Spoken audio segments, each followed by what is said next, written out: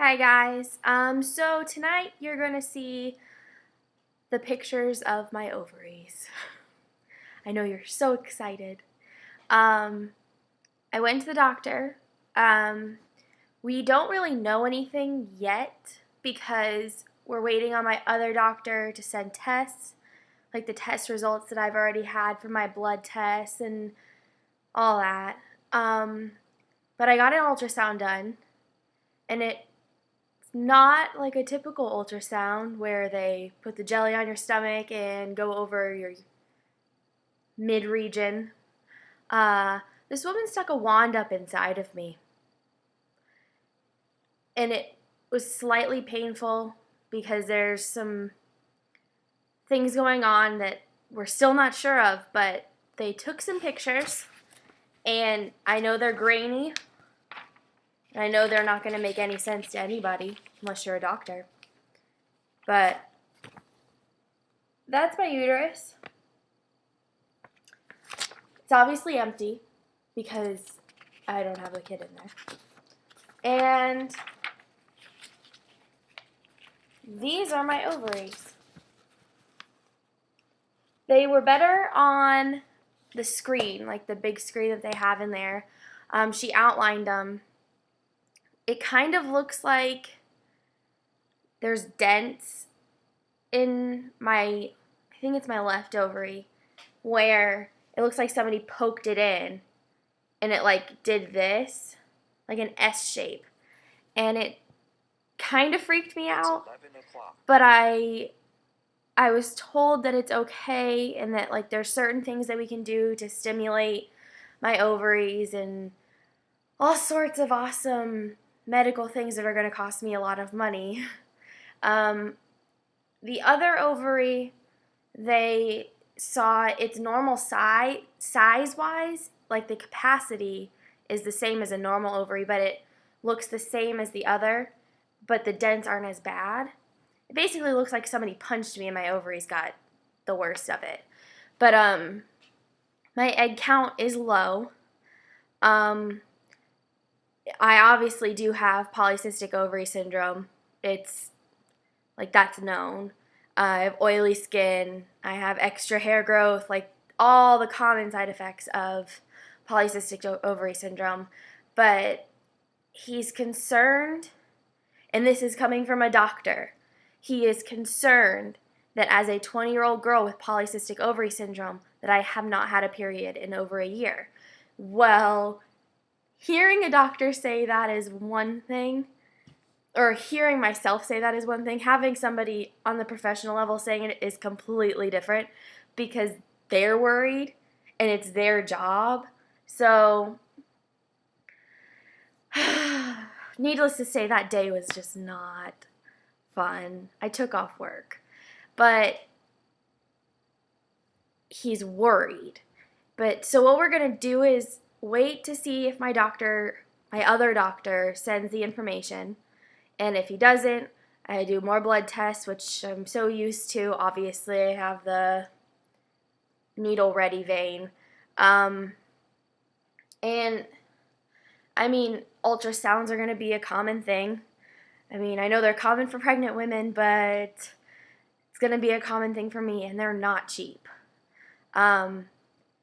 Obviously, I've had insurance issues over the past few months where it has been changing over and over again.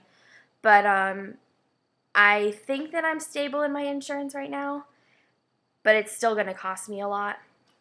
Excuse me, I'm taking off these slippers. It's just it's difficult. And when somebody asked me how my doctor appointment went, I want to say it was good. And I mean, it was a good experience because this guy was really nice to me and, reassured me that things were going to be okay. And I feel better about that. Like, I feel better that somebody's telling me it's going to be okay. But if he's sitting there saying he's worried also, it's not helping me out. Like, my mind starts to, go 800 miles an hour going, what's wrong? Is this wrong? What's going to happen? So, I know I need to slow my roll on that. But yeah, so that's what's going on right now. I mean, other than that, the pain is still constant. He really didn't have anything to say to me about that, which kind of bummed me because it's unbearable pain. And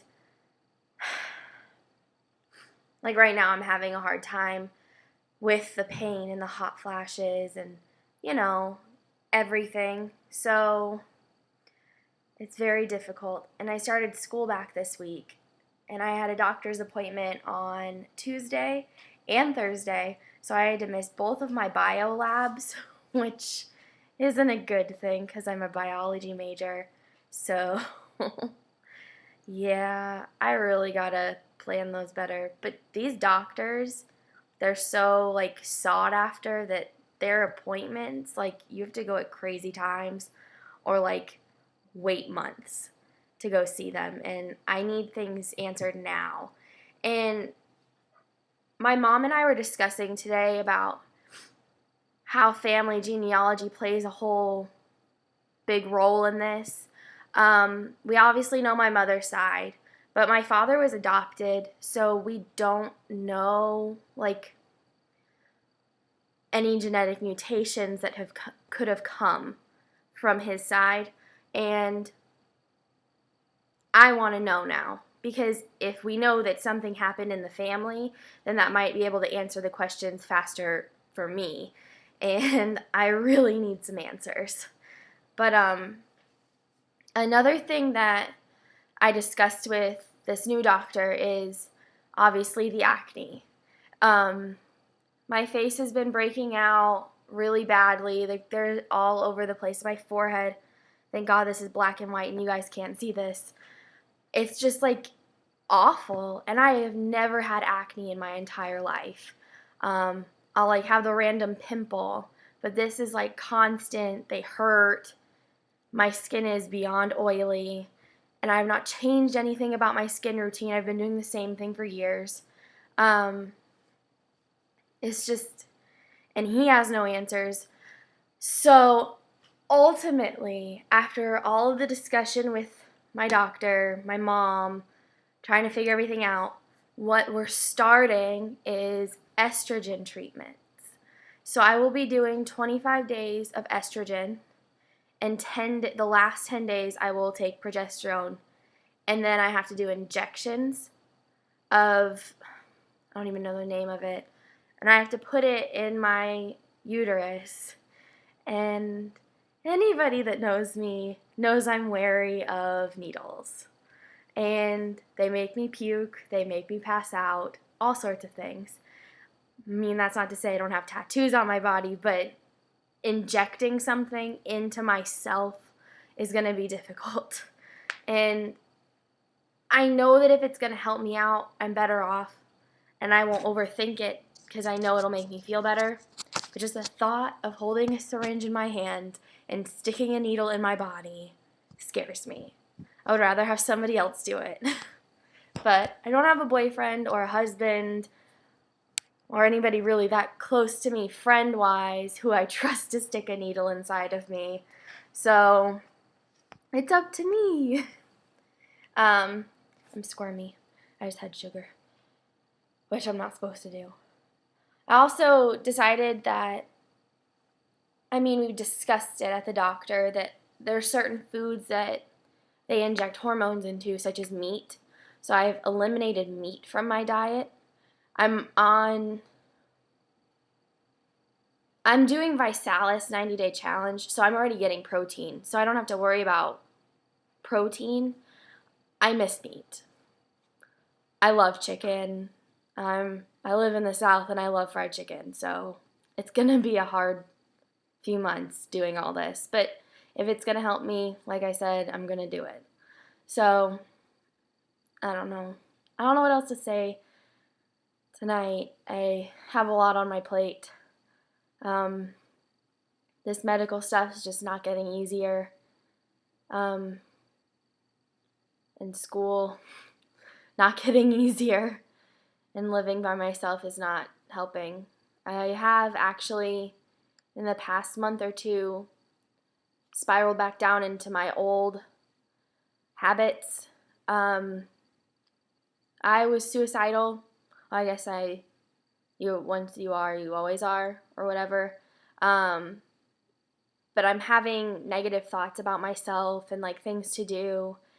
And I think part of it is because of all the medical things going on. Like, I just don't feel well all the time and I just feel worthless. So it's really hard. I can put a smile on my face all day long, but everything still hurts inside. And it's not physical, it's emotional. And yeah,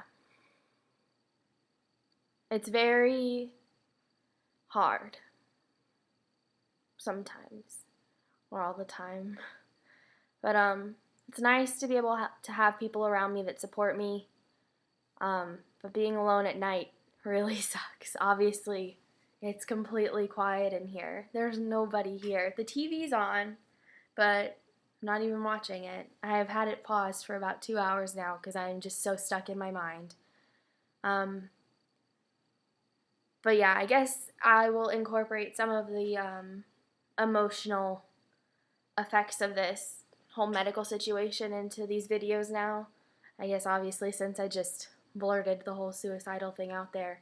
I will say this, I'm not going to kill myself right now or hopefully ever. I am taking antidepressants. I am working on improving myself, but I feel very low. So don't worry.